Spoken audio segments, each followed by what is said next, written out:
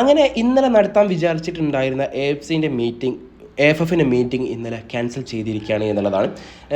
ഏകദേശം ഈ ഒരു മാസം തുടങ്ങിയ ശേഷം ഒരു 10-12 മീറ്റിംഗ് അവർ നടത്തിയിട്ടുണ്ട്. എല്ലാ ടീമും വരും, മാച്ചൊക്കെ ചുറ്റും കുത്തിരിക്കും, എന്നിട്ട് ചായയും പപ്സൊക്കെ കുടിക്കും, എന്നിട്ട് പോകും. ഇതാണ് അവരുടെ മീറ്റിംഗ് എന്ന് പറയുന്നത്. ഒരു കാര്യം ഉണ്ടായെന്ന് എനിക്ക് തോന്നുന്നില്ല. ഇത്രയും മീറ്റിംഗ് നടത്തിയതിനു ശേഷം ഒരു കാര്യം മീറ്റിംഗ് ഒരു ബെനിഫിറ്റ് ഉണ്ടായിട്ടുണ്ട്, ഞാൻ തുറന്നു പറയും. അതായത് നമ്മുടെ പ്ലാനിങ് 20 ഇയേഴ്സിൻ്റെ ഒരു പ്ലാനിങ് പ്രൊപ്പോസ് ചെയ്ത് അത് നല്ലതായിട്ടുണ്ട് എന്നുള്ളതാണ്. ബാക്കിയുള്ള ഒരു കാര്യം അത് കൊമേഴ്ഷ്യൽ പാർട്ണറെ കൺവിൻസ് ചെയ്യാനോ എന്നുള്ള കാര്യങ്ങളൊന്നും അവർക്ക് നടന്നിട്ടില്ല എന്നുള്ളതാണ്. ഏതായാലും പിന്നെ അടുത്തൊരു പോയിന്റാണ് ഞാൻ പറഞ്ഞിട്ടുണ്ടായിരുന്നു, ISL ഏതൊക്കെ ടീമുകൾ മത്സരിക്കും എന്നുള്ള കാര്യത്തിൽ ഒരു കൺഫ്യൂഷൻ ഇപ്പോഴും നിലനിൽക്കുന്നുണ്ട് എന്നുള്ളതാണ്. അതായത് ഒരേ ഒരു ടീം മാത്രമേ ഏത് ഫോർമാറ്റിലാണ് ഞങ്ങൾ കളിക്കാനുണ്ടാവും എന്ന് പുറത്ത് പറഞ്ഞിട്ടുള്ളത്. അത് ജംഷഡ്പൂർ മാത്രമാണ്.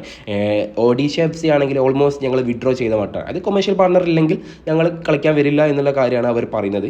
പിന്നെ അതുപോലെ തന്നെ ബാക്കിയുള്ള ടീമുകളൊക്കെ കേസ് നോക്കുകയാണെങ്കിൽ അവരാരും ഇതുവരെ കൺഫർമേഷൻ പറഞ്ഞില്ല, ഇൻക്ലൂഡിങ് നമ്മുടെ കേരള ബ്ലാസ്റ്റേഴ്സ് പോലും അത് കൺഫർമേഷൻ കൊടുത്തിട്ടില്ല. അതിന് മെയിനായിട്ട് കാരണം എന്ന് പറയുന്നത് AFC സ്ലോട്ട് ഉണ്ടാകുമോ ഇല്ലേ എന്നുള്ളത് ഇപ്പോഴും കൺഫ്യൂഷനാണ്. അതായത് ഏകദേശം AFC സ്ലോട്ട് കിട്ടണമെന്നുണ്ടെങ്കിൽ ഏകദേശം ഈ 24 മത്സരങ്ങൾ ഒരു ടീം കളിച്ചിട്ടുണ്ടാവണം എന്നുള്ളത് നിർബന്ധമാണ്.